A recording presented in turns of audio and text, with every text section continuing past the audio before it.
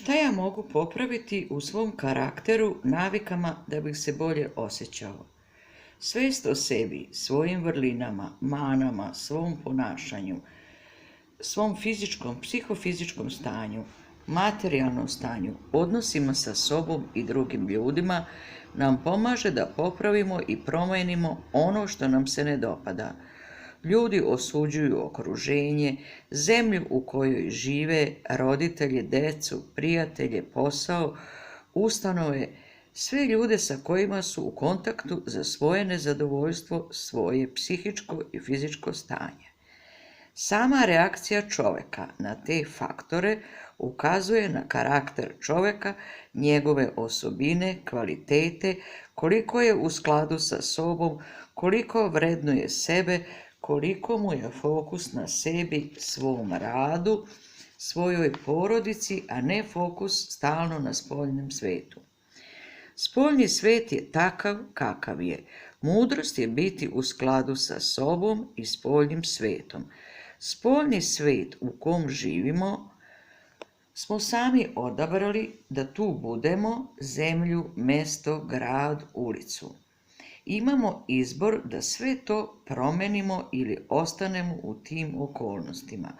Ako se uskladimo sa sobom, sadašnjim trenutkom i prihvatimo ga, bit će nam dobar jer smo fokusirani na sebe, svoje aktivnosti, svoje vrline, a mane popravljamo. Ne reagujemo svi isto na istu situaciju. Iako na buku neko reaguje burno ili vrišti, neko i ne reaguje, što znači da smo različite.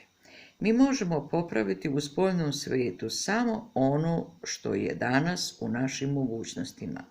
Stalno zvocanje i kritikovanje spoljnog svijeta izaziva otrove u čovjekovom organizmu. Čovjek se truje sopstvenim otrovima i na taj način. Takav čovjek nije poželjan ni sebi, ni spoljnom svijetu. Veoma je važno biti svjestan svojih reakcija i gledanja na životne situacije na svom životnom putu. Uglavnom sve situacije, dešavanja, mi sami privlačimo svojom mapom uma. Kakav nam je scenarij u glavi, takvim životom živimo. Ako smo stalno u tuzi, imat ćemo oko sebe sve više takvih situacija, ljudi, tugu, mase i preći u apatiju. Život će nam izgledati tužan i ljudi jadni. Na taj način gledanje na svijet zatvaramo put radosti i veselju. Nije dobro podsjećati svijet da je okrutan, nemilosrdan, u stresu, nezadovoljstvu, nepoštovanju zakona, vrednosti, vrlina, lošim dešavanjima, odlukama, već popraviti nešto kod sebe, učiniti dobro za sebe, druge, svijet i tako delati na vibraciji dobra, radosti i ljubavi.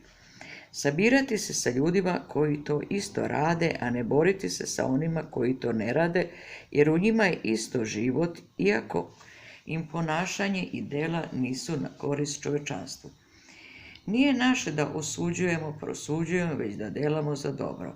Ako nam je misija da se protiv takvih ljudi borimo, onda mudro, svjesno moramo delati da ne bi sami sebe uništili i onda misija nema svrhu. Prihvatanjem sebe, svojih vrlina, mana, u sadašnjem trenutku je prvi korak ka promjeni, ka boljem, kvalitetnijem životu, samopouzdanju, svrsi života, zadovoljstvu, sreći. Velika je to spoznaja kod svakog čovjeka i svaka promjena raste kao biljka. Prvo sejemo, pa onda ubiramo plod. Isto kao i kod biljke, tako kod čovjeka raste promjena. Nekoj biljci je potrebno mjesec dana da donese plod, nekoj 3, nekoj 6, nekoj godinu dana, nekoj 2 godine, tako i svaka promjena ima svoje vrijeme rasta u zavisnosti od čovjeka i koliko je aktivan u primjeni svoje akcije za promjenu. Ako volimo svoje promjene, nežni smo prema sebi i promjenama, one će pre doneti zdravu i korisnu promjenu. Svesno menjajte ono što vam se ne dopada kod vas. Svesno radite na bilo kakvoj promjeni, zdravlju, porodici, odnosima sa prijateljima, materijalnim dobrima, ciljevima. Svesno upoznajte sebe, svoj karakter, dušu, mogućnosti.